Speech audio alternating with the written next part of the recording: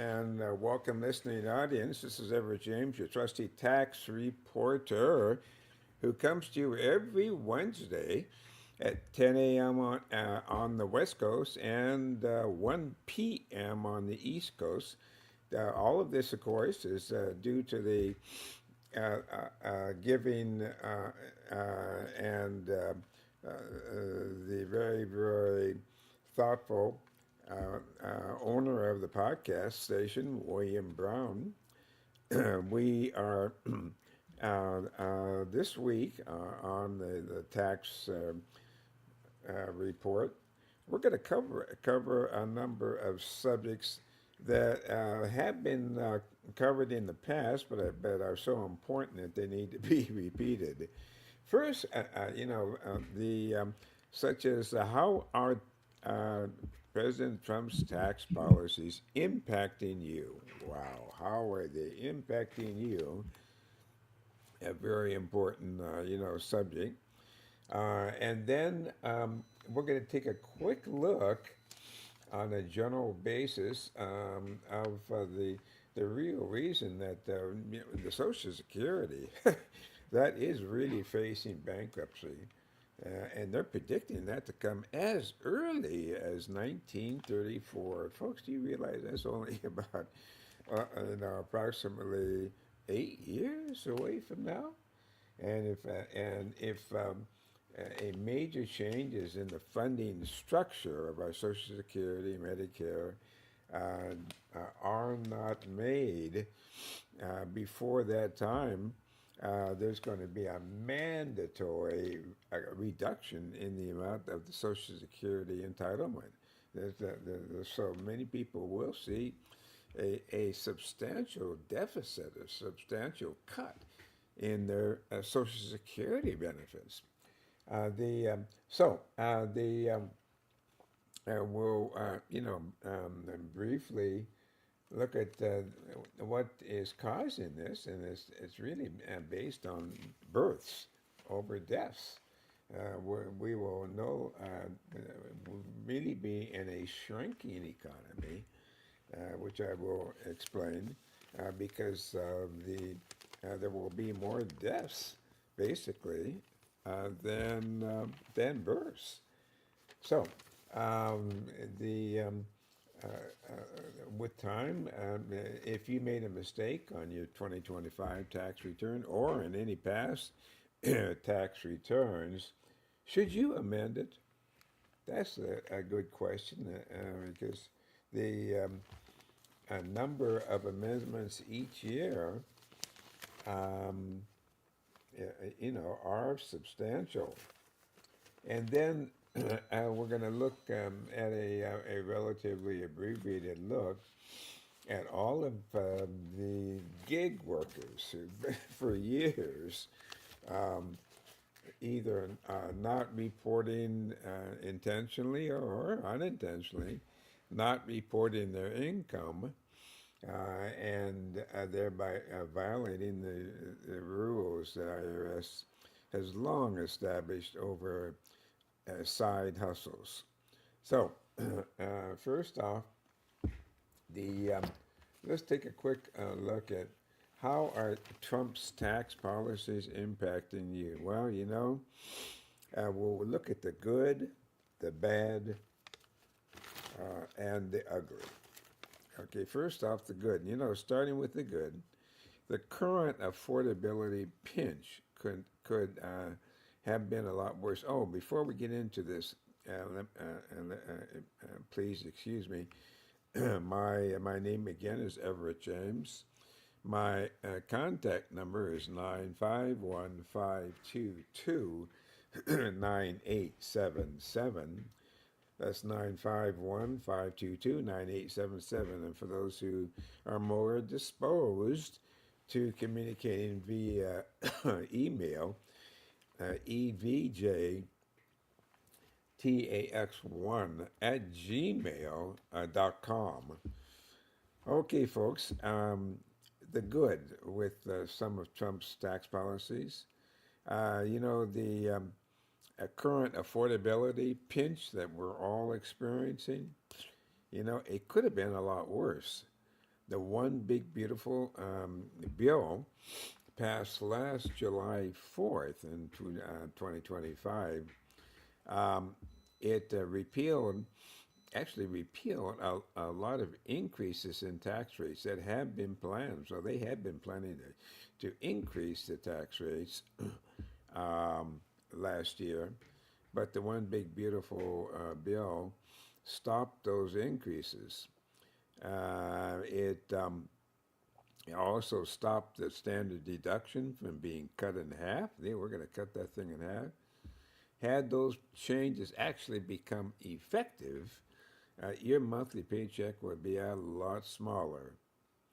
Um, avoiding a tax increase that you did not know was coming surely feels a lot different from changes that, reduce your actual tax payments. But however, just imagine the pinch you would be in, had the current rise in energy costs been combined with a smaller after-tax income result. So last year's reform, the 2025 Big Beautiful Bill, avoided that possibility and is helping families better navigate the current economic realities. the Also helping to improve the economy is a restoration of provisions that improve the incentives for business to invest in capital equipment, capital projects, research, and development. So that's the good news. Well, what's the bad news? Well, despite all those beneficial changes, the tax reform was just chock full of giveaways. Your federal income tax rates are higher than necessary, of course, and the tax code was made even more complex. That's why I say you should, when you do hear about some changes or improvements, at least hopeful improvements, you really should get in touch with your tax preparer, CPA, or advisor just to confirm that. Okay, so the beneficiaries of these tax giveaways, they always vary depending on just who controls the White House and Congress. Yesterday it was the green energy projects. Today it's the people who work for tips. Tomorrow, who knows? The ultimate problem is that the government continues to pick winners and losers to the detriment of the overall economic growth. Particularly troubling for the big, beautiful bill, it did increase the limitation on the state and local income taxes that you deduct on your Schedule A, and it's called abbreviated SALT, S-A-L-T, state and local taxes, local taxes. The SALT Schedule A giveaway really is it's really a giveaway to wealthier taxpayers who itemize their taxes, especially the rich who live in high tax states such as California, Connecticut, New York, New Jersey. You know, while that sounds great, there's a catch because it blunts the impact from high taxes for some taxpayers, and it the in other words, more generous SALT deductions at the federal level leads to higher tax burdens at the state and local level. One of the better parts of the 2017 tax reform, it capped or limited that SALT deduction, the state and local income tax deduction, at $10,000. Thanks to the Big Beautiful Bill from last year, July 4th of last year, that cap is now risen to $40,000. And you can hear the taxpayers in some of the higher tax states just clapping like mad. Now, what the some the tax giveaways sort of exemplify what's wrong with our tax code. It is terribly complex and getting more complex by the hour. Okay, what's some of the ugly aspects? Well, as soon as the president took office, he imposed that 25% tariffs on Canada and Mexico. You will recall the tariff increases. They really only worsened from there. Tariffs really are taxes, plain and simple, and higher taxes cut down our economic health. Tariffs are now significantly higher than when Trump's second term began, and these tax increases offset the benefits from his income tax reductions. For some families, the income tax reductions will more than offset the tariff increases. For others, the tariff increases will actually overwhelm any income tax savings. Either way, the president's tariff policy decidedly anti-growth, making the country poorer. Also harming our prosperity, the overall burden of government spending. Milton Friedman noted that government spending is government taxation. This makes sense. Every dollar that the government spends is first taxed or borrowed. Let me just repeat that. Every dollar that the government spends, it's first taxed or borrowed. This means that if spending is rising, then so are current and future tax burdens.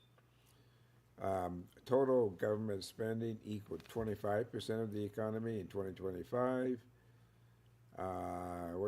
What's troubling is the tax revenues equaled 17% of the economy, which is its long-term average.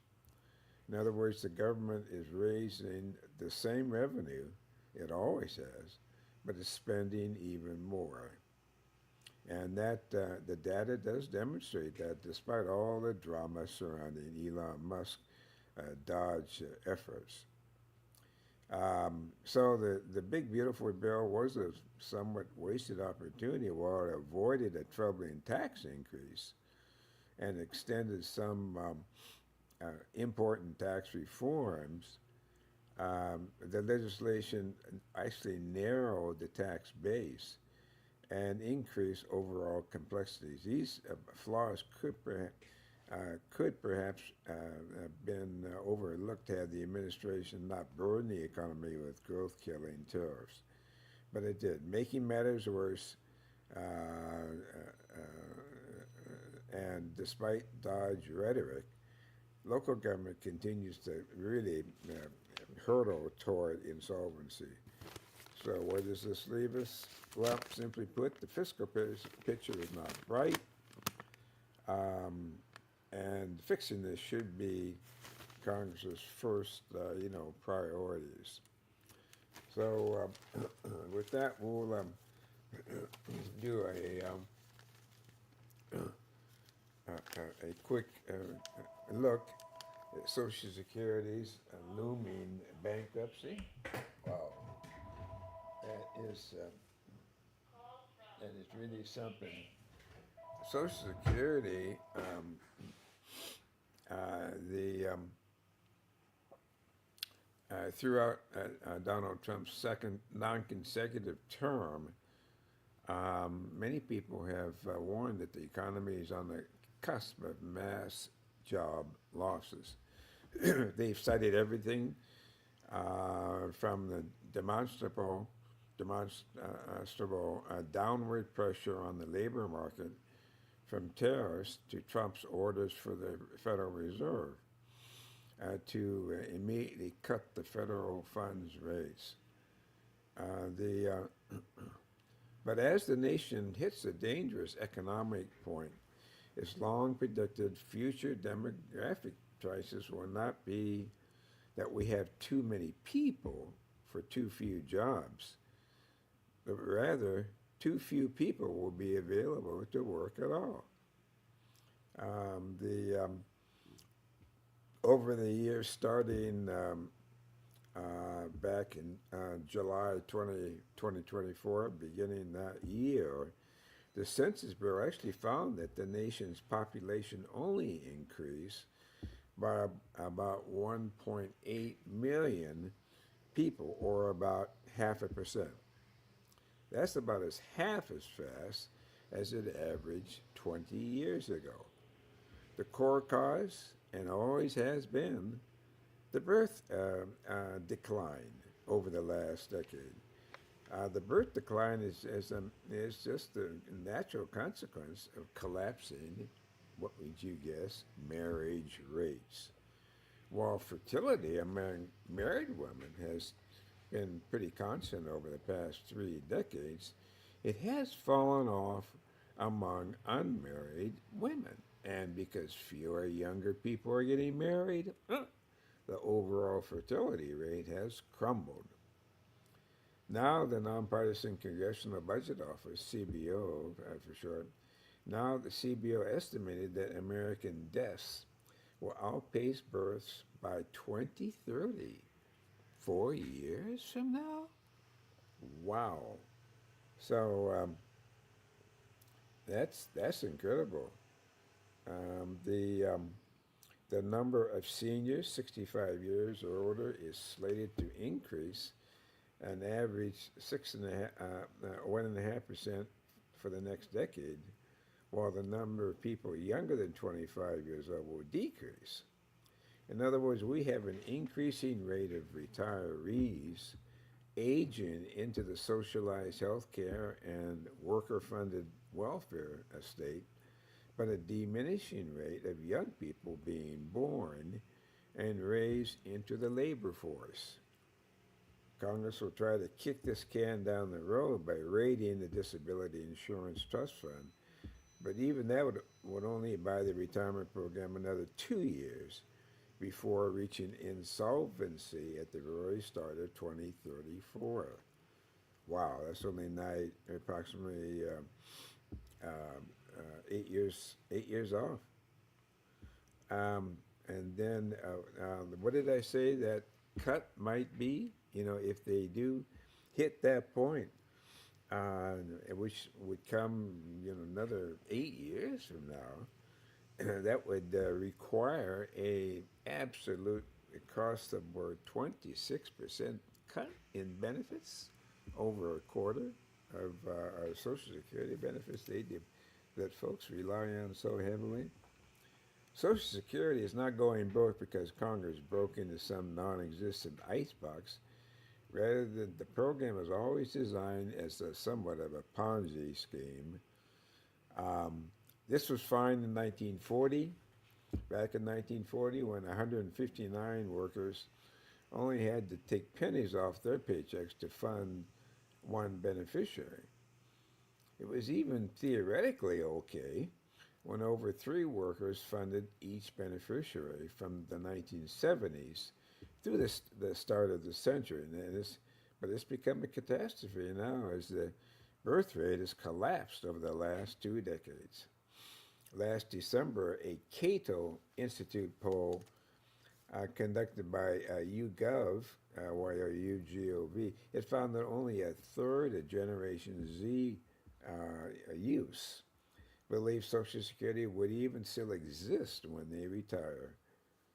And nearly half of Generation Z folks supported immediately cutting Social Security to fund the chasm that will come with insolvency in 6 years. And 60% of Generation Z young people oppose raising the payroll taxes to maintain the scheduled benefits. It's the real population bomb was never the non-existent risk of too many people, but rather a very lonely labor force burdened with a federal balance sheet that they will never be able to pay. So that's not too, that is not too optimistic outlook. So the We'll move to the next subject, which repeats one from the past week or so, but it concerns a lot of folks who may have recognized after filing their 2025 tax return this year or last year that you made a mistake. And the question is, oops, should you amend the mistake? That has always been a question. Um, in common life, to retract an error, even in the beginning, is no easy task. Um, so nobody likes to admit mistakes, especially on tax returns. But as lawmakers continually add layers and layers of complexity to the nation's tax system, millions of taxpayers each year face thorny questions about how and even whether to fix errors and omissions. Tax advisors say some clients fear that filing an amended return is tantamount to waving a red flag in front of auditors, tempting them to question every line. They would rather play the audit lottery and just pray they won't get caught. Now, what to do about it? Well, that depends on the details of each case, such as the size, the type, the number, and the reasons for the errors. Now, the process may appear relatively simple, but as you have found out earlier, appearances can be deceiving, even in cases involving honest mistakes or just new data. What might seem to be just a simple change can ripple through the entire tax return and affect page after page. So the most taxpayers shouldn't be afraid, though, to file an amended return. That's according to Stefan D. Philippus of Philippus Financial Group. That's a wealth management firm in Wheaton, Illinois. Reasons for making the amendment, include forgetting to report a dividend or an interest payment, neglecting to take advantage of various tax credits or deductions, or just receiving new information they didn't have when they filed their original return. What may be the right answer for one taxpayer, may be the wrong one for another. So here's some answers to some questions that have come up in the past.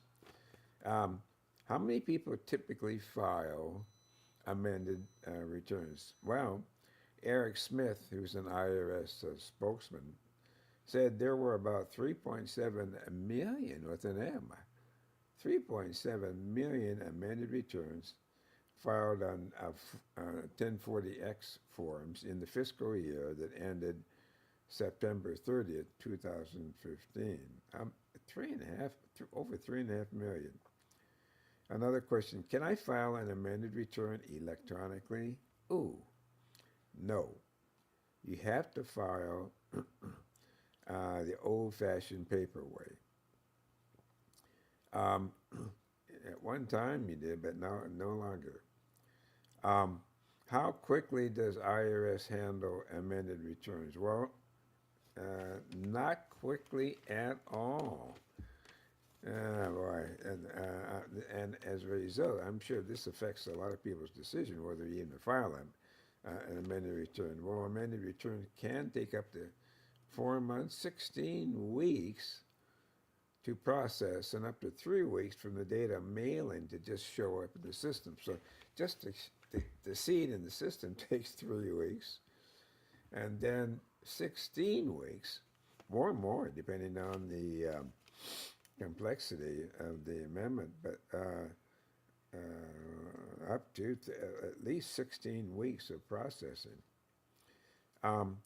Should taxpayers bother at all with just fixing routine math errors? Well, IRS says they may themselves correct mathematical or clerical errors on a return without any special forms. And you know, in such cases, there's no need to amend your return. IRS, oftentimes, IRS will just send you a notice that that a mathematical or clerical error was discovered, and they do the change themselves. Suppose I want to fix mistakes on tax returns for more than 1 year. Can I do it all on just one form, 1040X? Well, the answer to that is no. File a separate Form 1040 for each year. IRS also advises you to mail each form, in a separate envelope.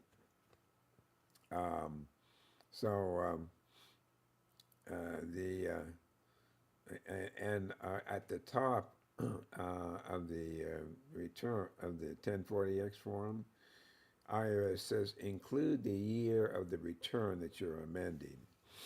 So don't forget that. Include the top of the at the top of the 1040X. Put in the year that you're actually amending. Another question: can I file just one error and ignore all of the other mistakes? Well, the answer is no. If you file an amended return, you must correct all known mistakes. Again, if you do file an amended return, you are required to correct all known mistakes. You can't just cherry pick what corrections you want to make. Are taxpayers required by law to file amended returns with the IRS to fix errors? Are they required to file the amended return? Well, no. As says Brian Scalartos, he's a tax lawyer at the Castellanets and Fink LLP law firm in New York City. But millions of people do it anyway because they just want to get it right with IRS. And because they hope that filing an amended return and paying any balance due will enable them to avoid any stiff penalties. And others who file amended returns they could qualify for a hefty refund or a credit, That'll cut down the amount of taxes. How far back in time can I go to claim a refund or a credit on my tax return? Well, generally, you must file a 1040X within 3 years, including extensions, after the date you filed your original return. So that's within 3 years, including extensions, after the date that you filed the return. Now, it also allows you to file amended return. If you paid taxes, it allows you to file an amended return within 2 years after the date that you paid the tax, whichever is later. So again, it's if it's for if you filed your return and made a mistake, you have within 3 years after that date that you filed the original return. If you pay the tax, however,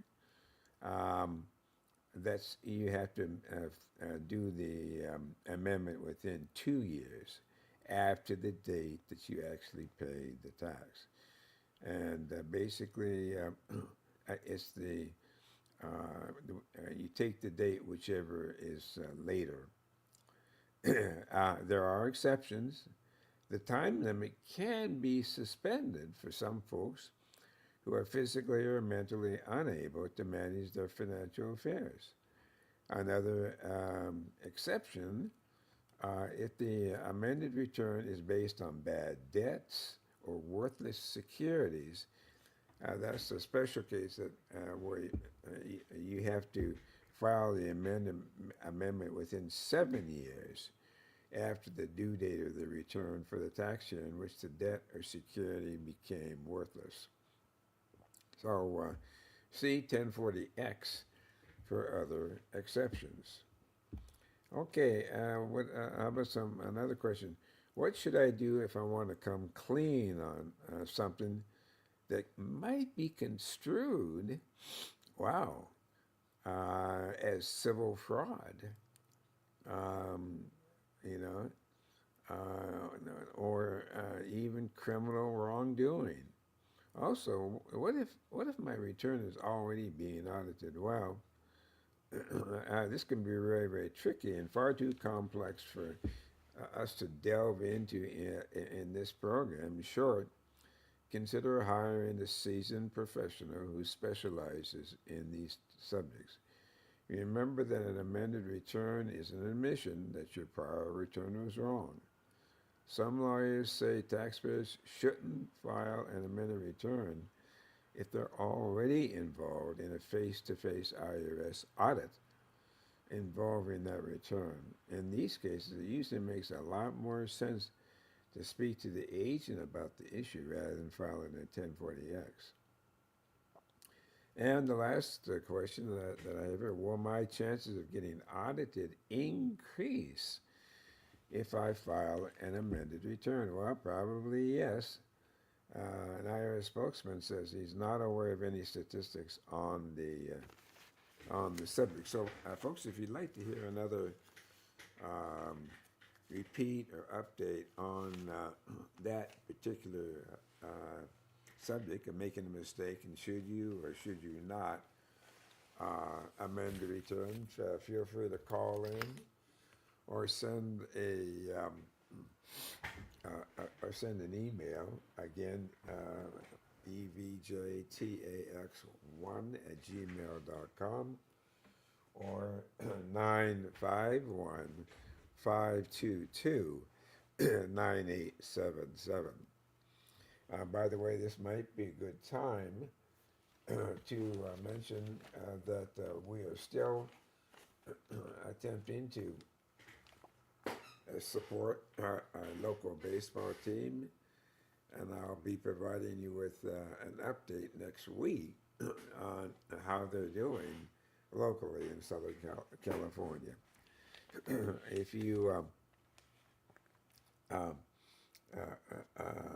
need to get contact information, please call in on my number at 951-522-9877 or send us an email, evjtax1@gmail.com.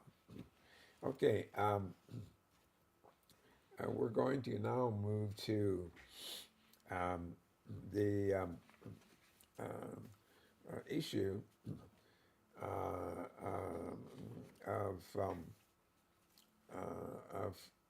self-employed people who are abbreviated gig employees. How many of us in the listening audience have been gig employees or self-employed individuals for many years, and for a number of reasons have never declared themselves as gig workers and filed accordingly. So we can give you some updates on that. That's an extremely important subject. Some gig workers who work on their own should be reporting their income but have not been doing so. IRS recognizes that. And in addition to not reporting their income, They have also been shooting themselves in the foot by not claiming deductions. So the if you are in fall in one of those categories, I would advise you to come clean with your tax advisor, CPA, because it will save you a lot of headaches in the future. The some folks have not been reporting those things, and the first thing I think you probably need to be aware is you should separate all of your personal income amounts, separate all those from your personal amounts that you receive from friends and relatives and gifts. Separate those from your actual income from the activity. um, well, that's the first step. So keep in mind, separate the money from personal loans or money received as a gift from your gig work income. Because the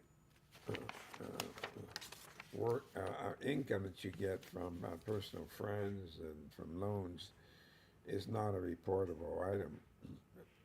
So you should establish separate uh, account for your income and treat this self-employment as a true business, which is reported on Schedule C, federal income tax. Gig workers have not been reporting income probably for a long time, but those who have not been reporting that income probably have not been documenting their allowable deductions either.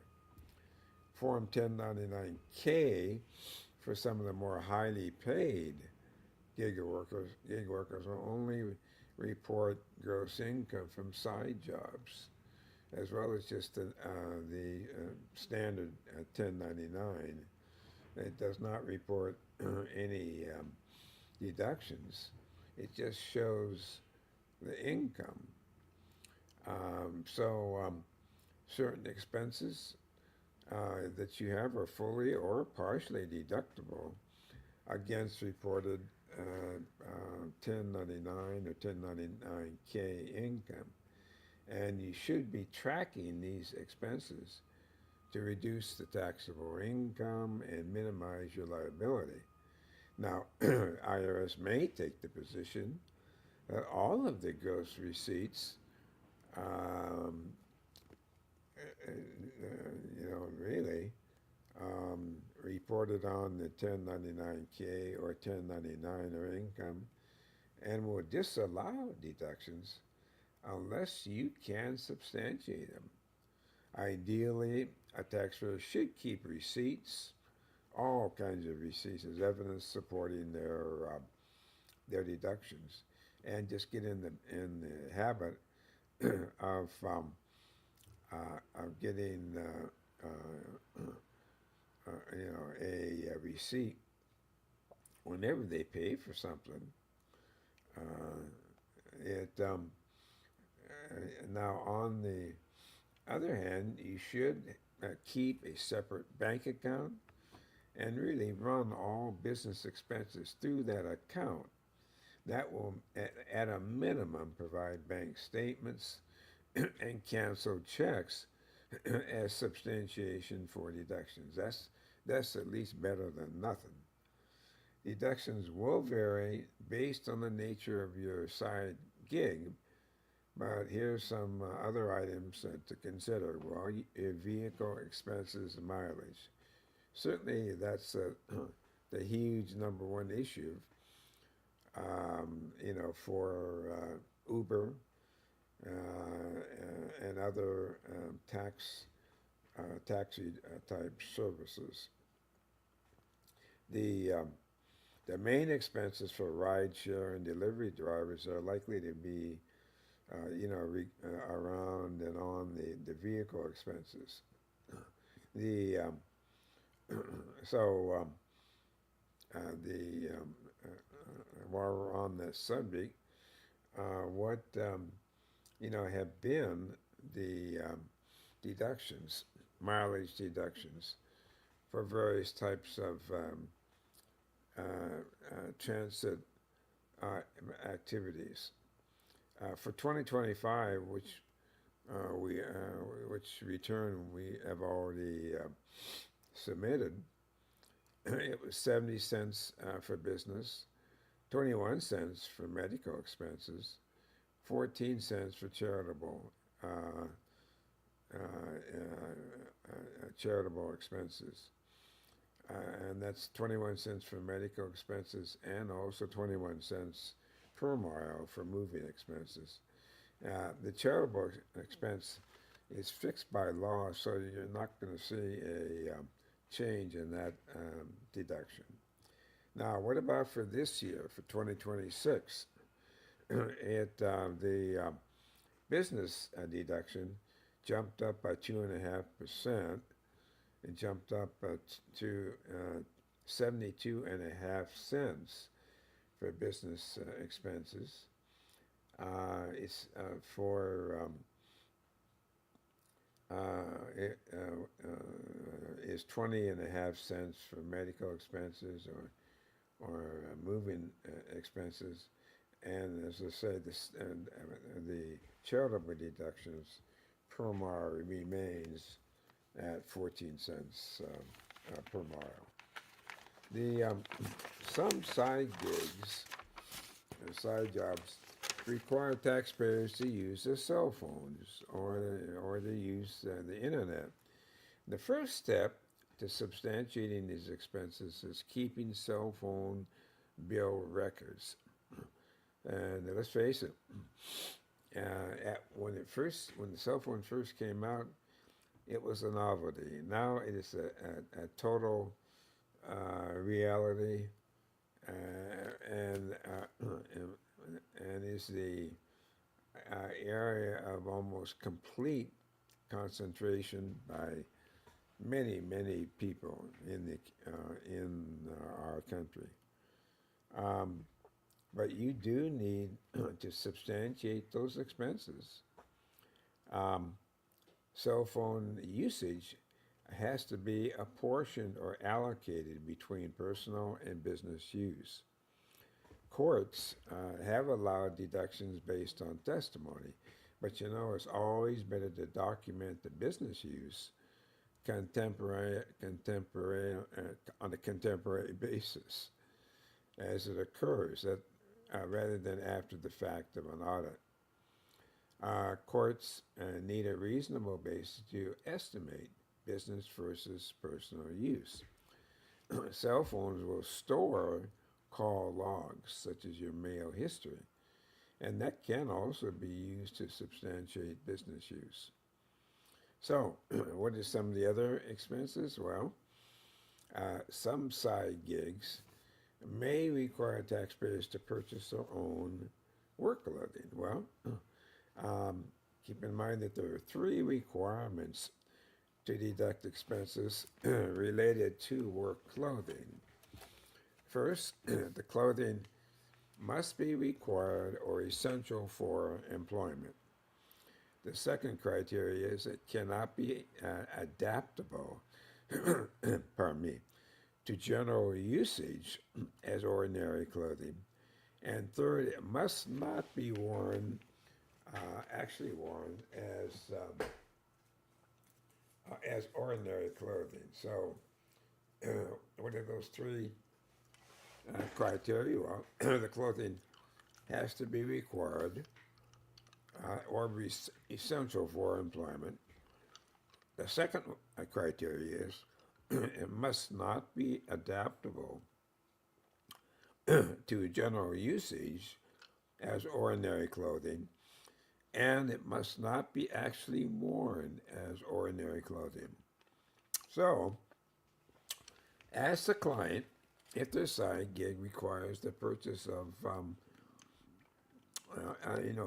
this clothing, and ask them about those to see if the clothing is actually meets those criteria. Um, ask the client if he has to purchase tools, supplies, and equipment.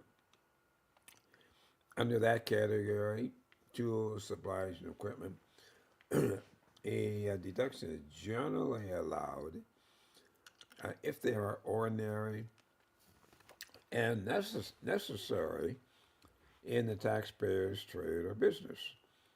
Tools and equipment used for production of goods have a safe harbor. They call it the de minimis safe harbor, but they usually that safe harbor is $2,500. So if the client or if the taxpayer puts out some business expenses, has business expenses, and he wants to itemize those right away, if it meets the criteria of costing $2,500 or less, that meets that safe harbor, and you usually don't have to substantiate those costs. Well, you do have to substantiate those costs, but if it's $2,500 or less, it usually meets that what they call a safe harbor, and IRS will generally not challenge those expenses. What about expenses for meals? You can deduct those. The keep in mind that if you are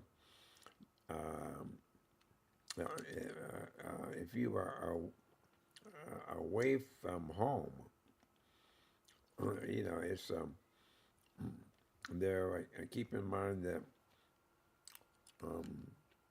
that they're not away from home. If they're eating during a business meeting, they're deductible if you're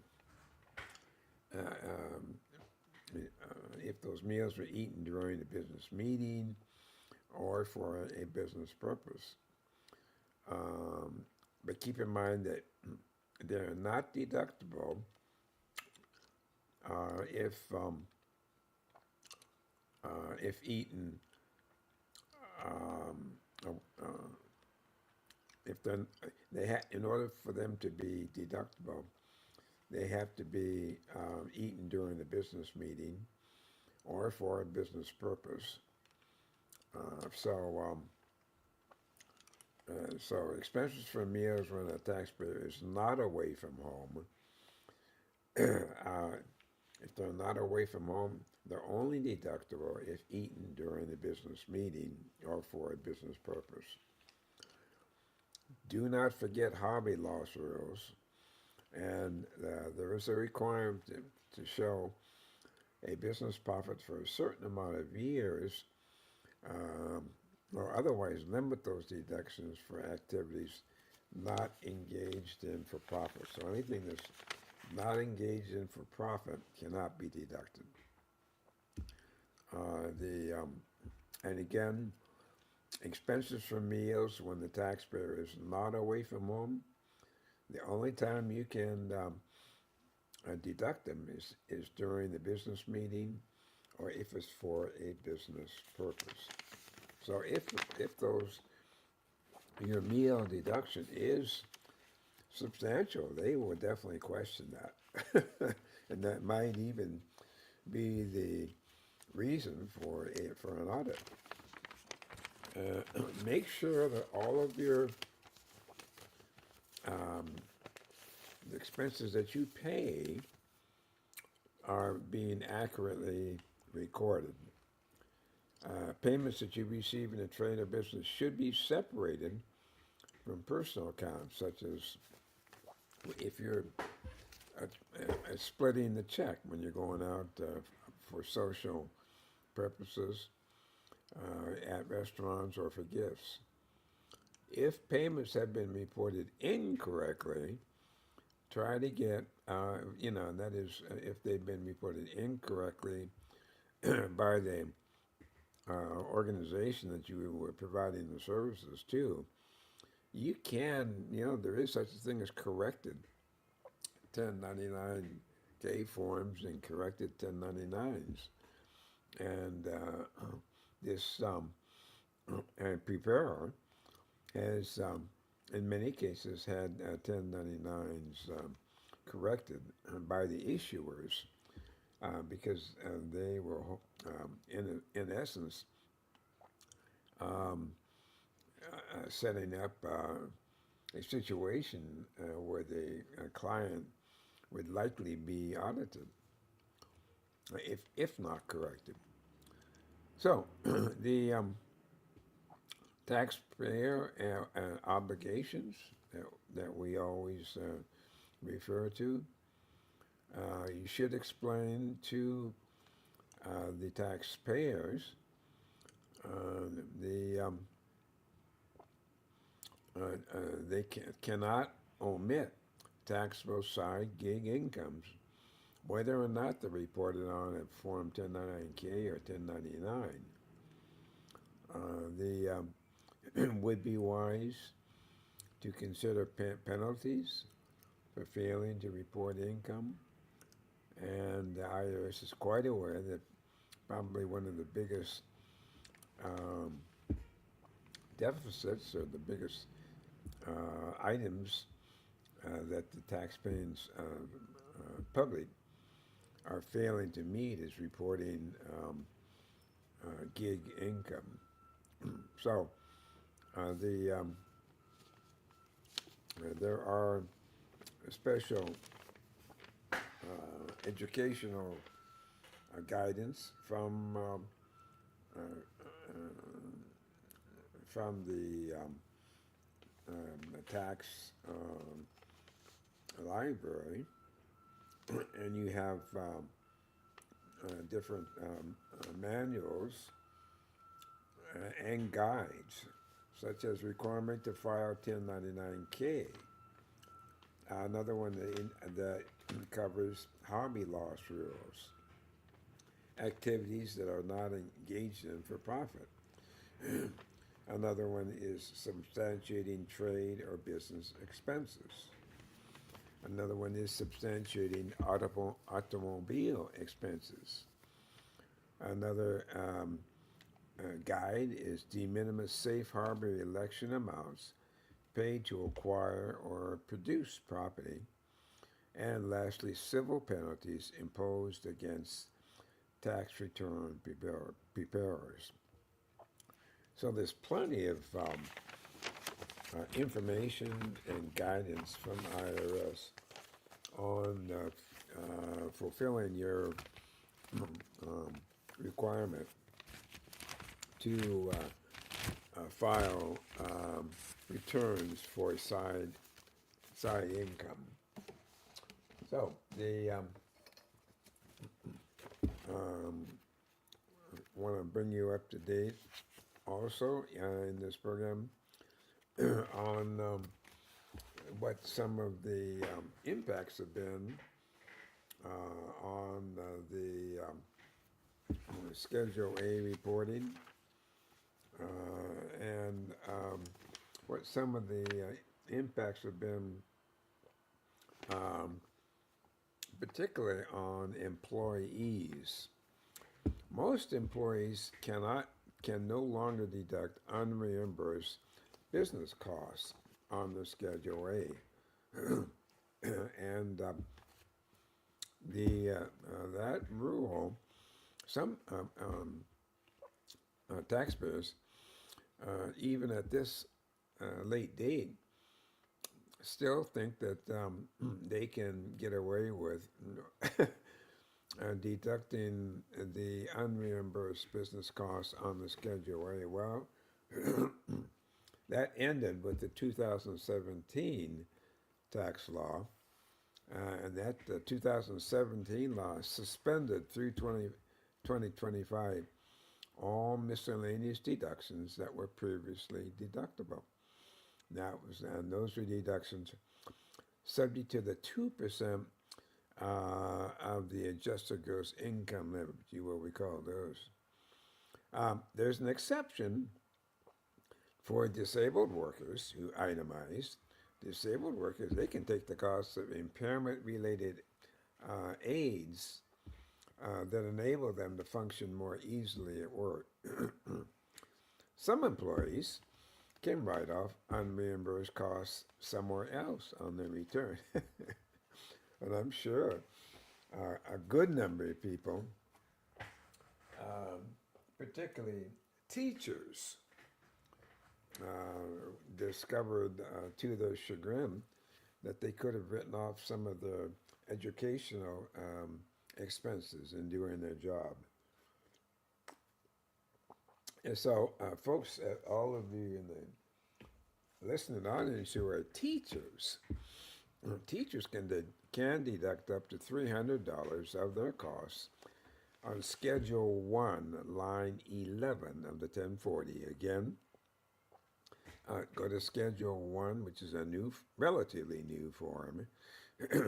Schedule 1, line 11 of the 1040.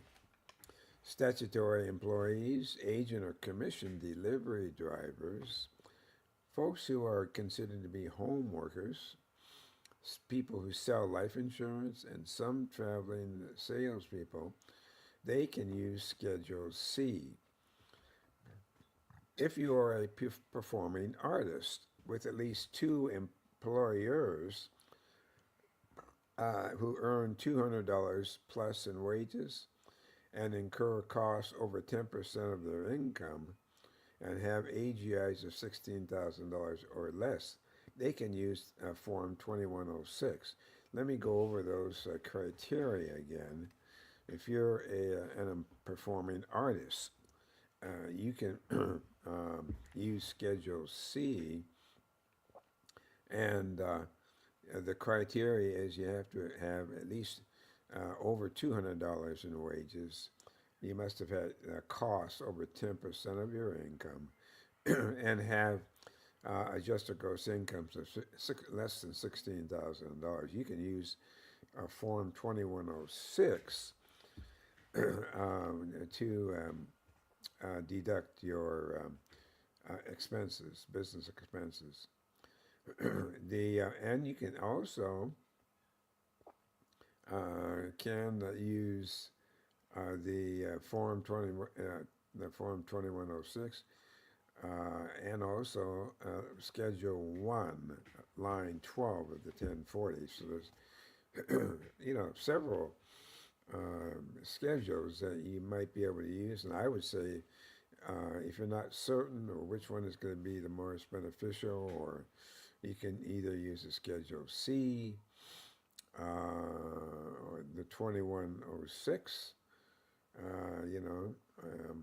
or the Schedule 1 of the 1040.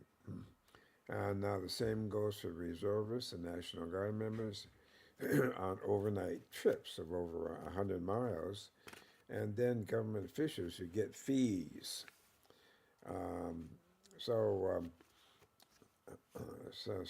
If you're unemployed by a state, county, or city, and you're paid on a fee basis from the public, you can use that Schedule 1, to deduct your expenses.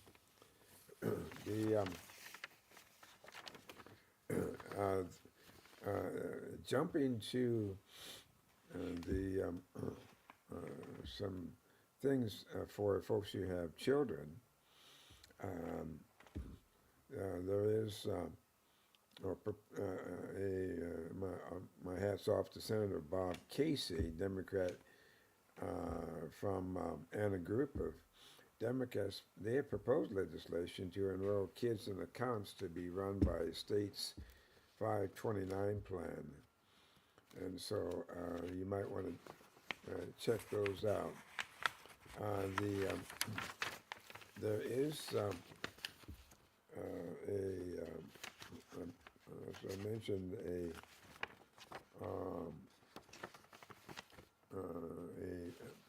brand new child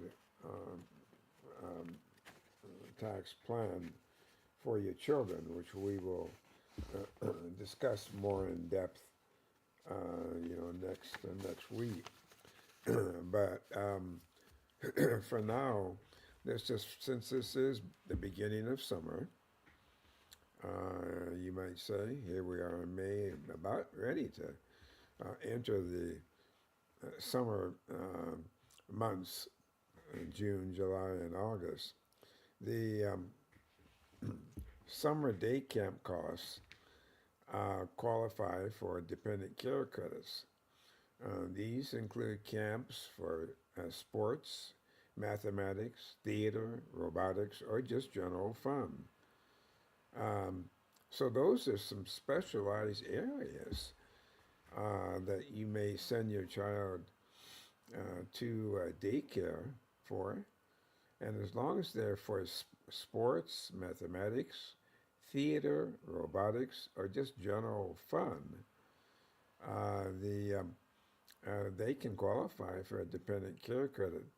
But now, if it's for the summer school, or if it's for a tutorial program, or if it's for overnight camps, those are not eligible.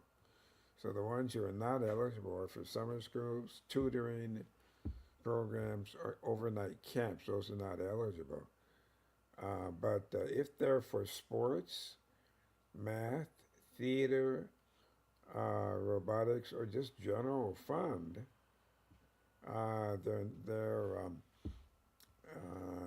they are eligible. So that's a fine a fine line there. The What are the rules for taking the credits? Well, the child must be under age 13, and the expenses must be incurred so the parents can work, or do allow the parent to look for work. So keep that in mind, taxpayers out there. The expenses, do require that that the expenses that the parents pay for child care do have to make it possible for you to work or to look for work. Here's a tip for some college graduates who start a full-time job this summer. Well, use part-time withholding to increase your paycheck and have less tax withheld. The standard federal tax withholding tables just assume that you will earn a full year's income when figuring out how much income tax to take out of your pay. The part-year method is for folks employed 245 days or fewer in a year, and it sets the withholding according to what you earn during the part of the year that you're on the job. So go to your employer and ask him in writing how this is calculated. The high schoolers and college students with a summer job, keep this in mind. You can escape federal income tax withholding from your paychecks if you owed no federal tax in 2020 in the previous year. Yeah, if you owed no federal income tax, for the previous year, and don't expect any for the current year, just write exempt below 4C of the W-4 and fill out the steps that are called for. So it is information there that might help you during become more tax-free during, as a result of these summer activities. So, again, for your comments and your questions, please feel free to call This reporter at 951 9877, or send me a note at evjtax1 at gmail.com. Okay, what are some of the tax tips that are in publication or have been in publication? Um, and we'll share with you some of these tax tips with the remaining time in the program. A lot of seniors that are in the listening audience undoubtedly receive monthly Social Security. Keep in mind that the federal taxation on Social Security benefits, even though all of the promises that have been made by the current administration, that actually the actual computation of any taxation hasn't changed a whit. So there was no actual changes in how they compute the taxable part of the Social Security. That had been promised by the current president. Um, but you know, he had promised to make the benefits fully tax free, but nothing of the likeness was actually took place. Um, Now, some people are not taxed on their at all on their benefits. These include folks for whom Social Security is their only income or their primary source of their gross income. Now, others who could owe tax on their benefits, depending on the amount of what they call provisional income, PI. PI actually equals the total of three things. First, tax exempt interest. Number two, 50% of your Social Security benefits. And three, other non-Social Security income to make up your adjusted gross income. So what is provisional income again? Well, it's the total of these three things. First, your tax-exempt interest, then 50% of your actual Social Security benefits, and then three other non-Social Security income that actually make up your adjusted gross income, minus certain deductions and exclusions. So without having to get into too many of the weeds, I would certainly suggest contacting your tax preparer or advisor to get a final amount, a final liability of tax liability on your Social Security benefits. Um, the So, for single filers, if that provisional income is less than $25,000, then it's clear the benefits are fully tax free. So if it's less than 25 grand, you're home free, you might say.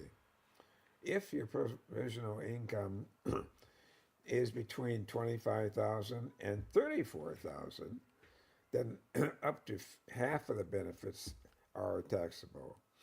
If your provisional income is over 34,000, up to 85% is taxed. And believe it or not, that change was brought in during the Ronald Reagan administration. Wow. If for joint filers, if the provisional income is less than $32,000, then the benefits are fully free. Wow. If the provisional income is between 32,000 and 44,000, then up to half of the benefits are taxable. if your provisional income is over $44,000, up to 85% of the total Social Security benefits are taxed. So that's a heavy load on those who get whose benefits are over $44,000. Okay, um, since the lawmakers could not touch the taxation of Social Security benefits, they opted to give seniors a new tax break, and that's why we have that $6,000 senior deduction for taxpayers who are 65 or older. If you're married and both you and your wife are 65 or older, you could deduct, wow, $12,000 on a joint return. This deduction is available to taxpayers who claim the standard deduction and those who itemize on Schedule A. So it doesn't matter whether whether you itemize or take the standard deduction, you still get that break. Now, the write-off is temporary, however. It first took effect on last year's return, 2525 tax return, um, but it ends after 2028. So enjoy it for these 728 for these 4 years, because after 2028 is scheduled to expire. Um, you don't have to receive Social Security in order to take the senior deduction. For example, if you're a retired federal employee who receives a civil service retirement pension, but no Social Security benefit, you can claim that deduction even if they are 65 or older. You can claim that deduction. Wow. Not every senior will qualify for that $6,000 deduction. It begins to phase out at modified adjusted gross income above $150,000 on joint returns and $75,000 if you are filing single. The keep in mind that all of these great new deductions, most of them have these phase out amounts. And let me just mention that if you are interested in those senior deductions, if the modified adjusted gross income reaches 250,000 for joint filers and 175,000 for single and head of household filers, you're going to get that deduction, $6,000 deduction will get phased out. The Keep in mind that you can use this IRS's new Schedule 1A to claim that senior deduction, as well as up to the $25,000 qualified tips deduction, and the write-off for up to $12,500 of qualified overtime compensation. So we haven't talked too much about the tips deduction and the overtime deduction. So we just keep in mind that was also part of the big beautiful bill, and we will. If you like, call us up or send an email. We'll be glad to cover that in more depth beginning next week. So, folks, it was good talking with you, and we look forward to next week's Wednesday get together at 10 a.m. on the West Coast and 1 p.m. on the East Coast. All right. Hey, I really appreciate that. Thank you so much. A lot of valuable information there. And guys, Thank if you. you love this program, please share this with your friends. All right. You can download our app and you can put it in your pocket. That's Studio W, Apple or Android. It doesn't matter. Go to your Google Play Store, Apple, CarPlay, Alexa. Man, we are all over the place. Facebook Live, LinkedIn, and come back tonight. We've got a brand new show called My Thoughts with Jabbo, the Texas Prince. That starts at 5 p.m. on the West Coast, Ev, and Okay. 8 o'clock right here on the East, followed by Cultural Excellence. That's when yours truly get there, and I spin all your favorite jams and just kick back, grab a glass, and we're going to have a real, real good time. So with that, guys, have a great, great Wednesday, and we'll see you later. Enjoy your day. All right?